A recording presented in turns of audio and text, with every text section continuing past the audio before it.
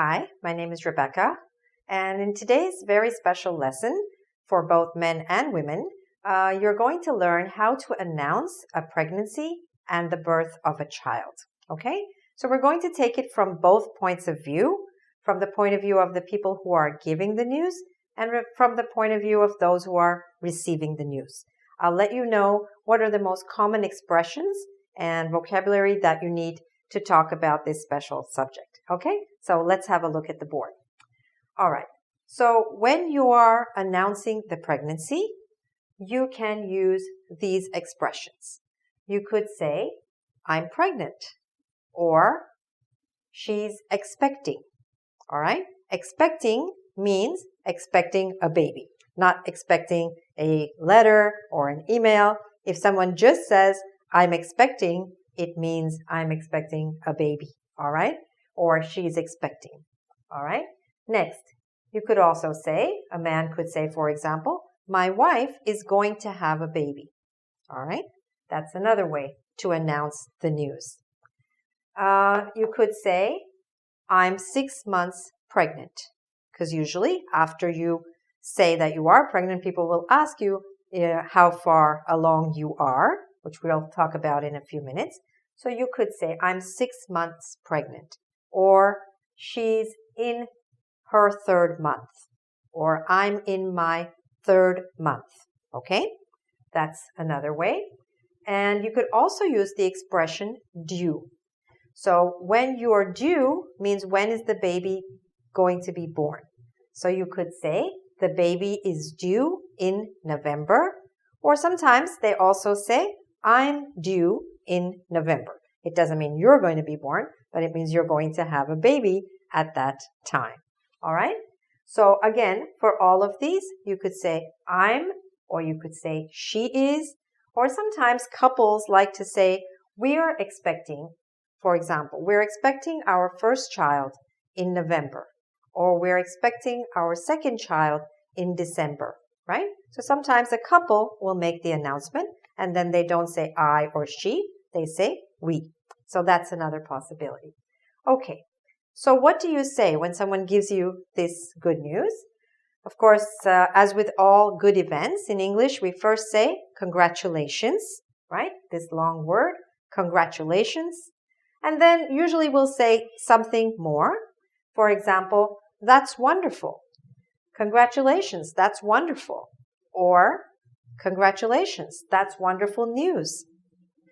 You must be so excited. You must be thrilled. Something like that, just to express happiness, right? And then usually women may start to ask other questions of the woman, like, are you feeling well? How are you feeling? And you could also say something or perhaps write something like, what a special time for you, or what a special time for you and your family, okay? Because you're kind of giving your blessing and your wishes to the couple, all right? Or to the family. Women may also ask more specific questions of other women, such as, when are you expecting? When are you due? Both of these words are used, right? Or what's the due date?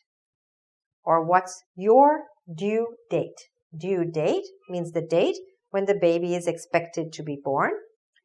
And women may also ask each other, how far along are you?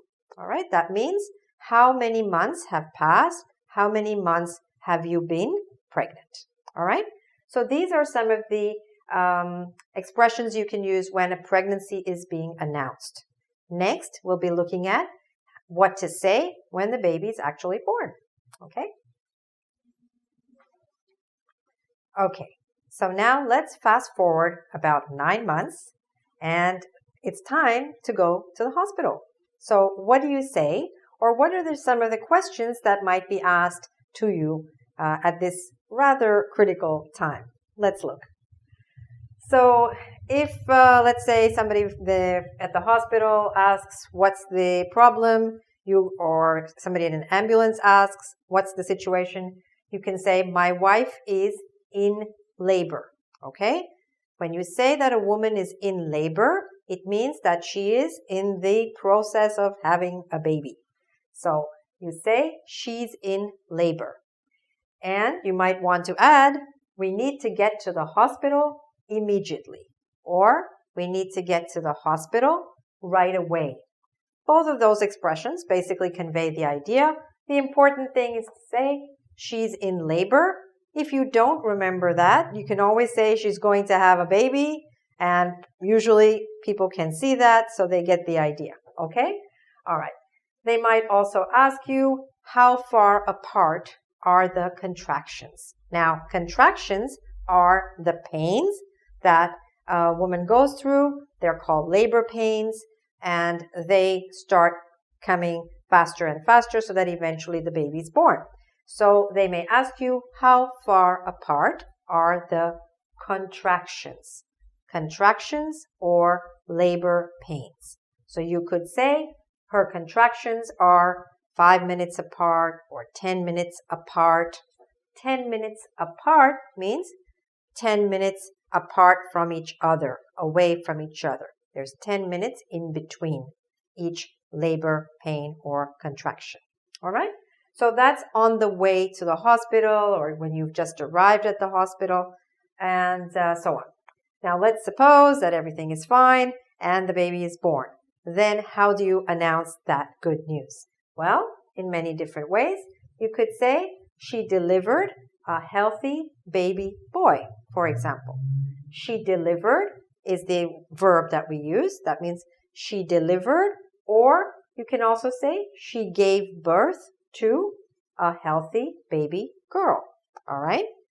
So these are the two expressions, the two verbs that you can use. Gave birth or delivered. All right? You could also add some more information. Usually people are very happy. They ask you all kinds of questions. So you might want to tell them the baby was born at a certain time, at 5 a.m. or at night or something like that. You could also add how much the baby weighs because people are often interested in knowing that the baby was a healthy weight. So you could say the baby weighs 7.5 pounds or the baby weighs 3.4 kilos, something like that. Okay? People do tend to ask those kind of questions. So now, what do you say when someone gives you this wonderful news? Again, you're going to use that word which we used before, congratulations, right? That you can use anytime there's any good news, whether someone has a baby or whether someone gets a job, right? Doesn't matter. Same word. Or someone gets married. We also say congratulations. And then we usually add something more. For example, how are the mother and baby? Or how are the mother and baby doing? Are they well? If you don't know already, you might want to ask, is it a boy or a girl, right? Is it a boy or a girl? Is it, meaning the baby, right? And you're probably going to end with something like, please give them my best wishes, all right? So I hope that this lesson has helped you to deal with this situation, and I wish you all the best. If you'd like to do a test on this topic or many other topics in English, please go to our website, www.engvid.com. Bye for now. Good luck with your English.